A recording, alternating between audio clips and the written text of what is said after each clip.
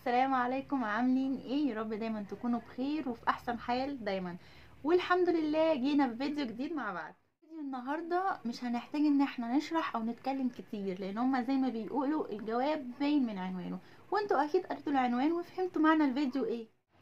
وكلنا عارفين ان كل شتاء بيبقى ليها موضتها وستايلاتها واشكالها وكل حاجه تخصها، لكن بصراحه الموضه بتاعت الشتاء السنه دي غريبه جدا. زي مثلا ان الشتا معروفة بالوانها الدافية والوانها اللي بتكون داكنة كده وغامقة عشان دايما تحسسك بالدفى او دفى ايه بالدفى. او الالوان اللي بيبقى فيها حرارة زي الاحمر بمشتقاته اللي هي النبيتي والالوان دي. زي الزيتوني، زي الالوان البنيات، او زي الالوان الاورنج زي اللي انا لابساه ده كده. دي كلها الوان بتبقى معروفه في الشتاء ان هي بتبقى الوان كده حراريه، وبيكون هي معروفه بالدفء. والصيف معروف بالوانه بقى البهجه والالوان المنوره كده واللي كلها فاتحه. طبعا ده مش معناه ان اساسيات الشتاء او الحاجات الاساسيه اللي دايما عارفينها عن الشتاء انتهت، لا طبعا. في حاجات كده هتفضل دايما هي علامة الشتاء، والحاجات دي كلها نعرفها مع بعض بقى ايه لما نكمل الفيديو كده سوا. بس لو لسه يعني ما عملتيش لايك يا ريت تعملي لي لايك، ولو لسه ما اشتركتيش في القناه واول مره تشوفي القناه بتاعتي شرفني ويفرحني جدا طبعا ان انت تشتركي في القناه وتنضمي لواحده من عيلتنا وعيلتنا تكبر بيكو. والمهم المهم الكومنتات بتاعتكم، لان دي بتبقى يعني والله عنصر اهم كده من الفيديو. انا بحب اشوف كلامكم قوي وبحب كلامكم ليا جدا، بيبسطني ويفرحني وبحس ان انتوا فعلا بتقولوا من قلبكم كده ليا. فانا بحبكم جدا وشكرا على كل حد قال لي كلمه كان سبب ان هو يفرحني او يشجعني. بجد بجد ربنا يخليكم ليا. مش هنطول في الكلام بقى ومش هنقول تفاصيل كتير، لان زي ما قلت الفيديو موضح كل حاجة. هنعرف مع بعض بقى ايه الالوان والستايلات والموضة الجديدة بتاعت شتاء 2023. وهنعمل بقى برضو كده الستايلات الستايلات والحاجات الاساسيه اللي عمرها ما تتغير كده من قواعد الشتاء، وهي اصلا اللي بتحلي معنى لبس الشتوي. هنعرف برضو مع بعض الاساسيات دي، وايه الالوان اصلا اللي يعني محبذة جدا جدا جدا في الشتاء وهتليق معاكي بقى على اي حاجة. يعني الوان فعلا مش محيرة ولا محددة، بالعكس دي الوان بتحسي ان هي بتنطقلك اي طقم. مش هرغي بقى اكتر من كده تاني، عشان انا اصلا بقالي كتير عم اقول مش هرغي. وهقول لكم بقى يلا بينا عشان نبدأ على الفيديو على طول. ومن الالوان الجديدة زي الاحمر والاخضر واللبني والاورنج واللون البنفسجي، وكمان الاصفرات بدرجاتها والطوبي والتركواز. لكن لو مش هترتاحي في كل الالوان دي فطبعا عندنا الواننا العادية زي الالوان الزيتي في الاخضر، وزي البني في الهافان، وزي الالوان البيجات والرصاصي والرمادي والابيض واللافندر. طبعا اللون ده تحفة جدا وبيليق صيف وشتاء.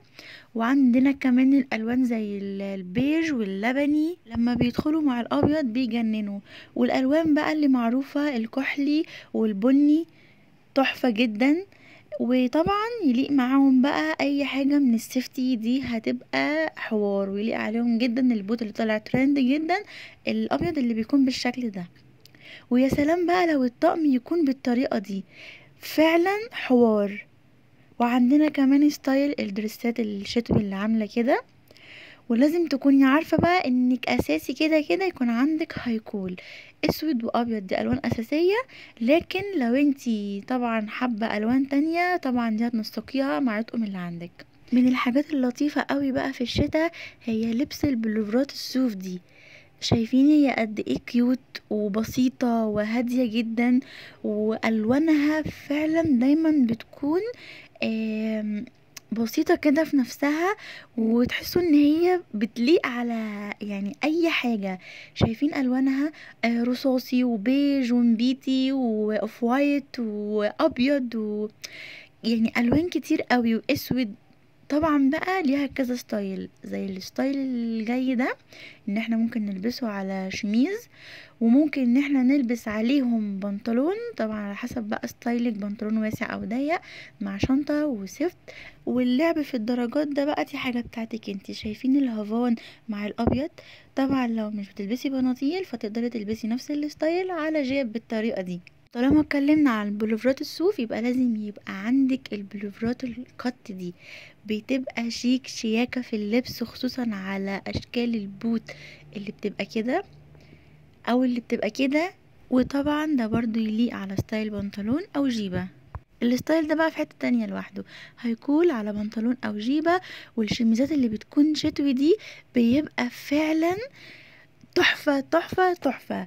وكمان في الستايل منه اللي بيبقى طويل شبه البالطو شوية. ومن اساسيات الشتا بقى كلنا عارفين الجواكت الجلد، ودي اكتر من ستايلاتها مفيش. وكمان الجواكت الجينز بتكون حلوة وعملية جدا، بس لو بتكون متبطنة من جوه. كل الكلام ده جميل، لكن اللي اجمل منه الطقم اللي بيكون كامل كده، بنطلون بالسويت شيرت بتاعه، وبيكمل ويحلى اكتر لما يكون عليه فيستاية قمر وشياكة كده. ومن ناحية الفيستات، فالجواكت البم دي عملية وبتدفي وحلوة جدا جدا في كل ستايلاتها، الجواكت القصيرة او الطويلة، ودي بتحب وبيليق عليها السفت اللي بيكون شكله مدي على الكوتشي شوية.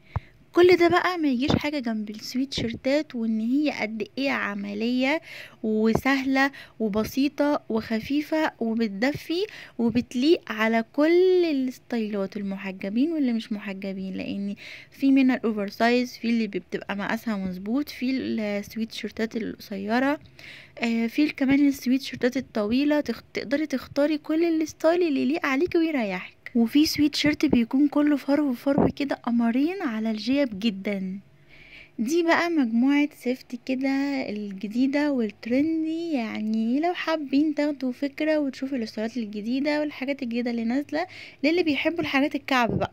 وكده بقى عندنا كذا ستايل وكذا شكل وكذا لون يليق على كل بنت، محجبة او مش محجبة، جيبة، بنطلون، دريس، بالتو، كارديجان، سويت شيرت، كل الستايلات. ظبطنا اللبس، نظبط نفسنا بقى في الشنط الجديدة بأشكالها وألوانها وأحجامها الحلوة دي. طبعا كل بنت بتختار بقى حسب الشنط اللي بتحبها. وبكده نكون وصلنا لنهاية الفيديو، ويا رب اكون ما تقلتش عليكم وتكونوا استفدتوا زي ما انا استفدت قبليكم من كل ده. احنا كلنا بنعرف نلبس وكلنا ذوقنا حلو، بس احنا بنفيد بعض. وهتوحشوني لحد الفيديو الجاي. باي باي.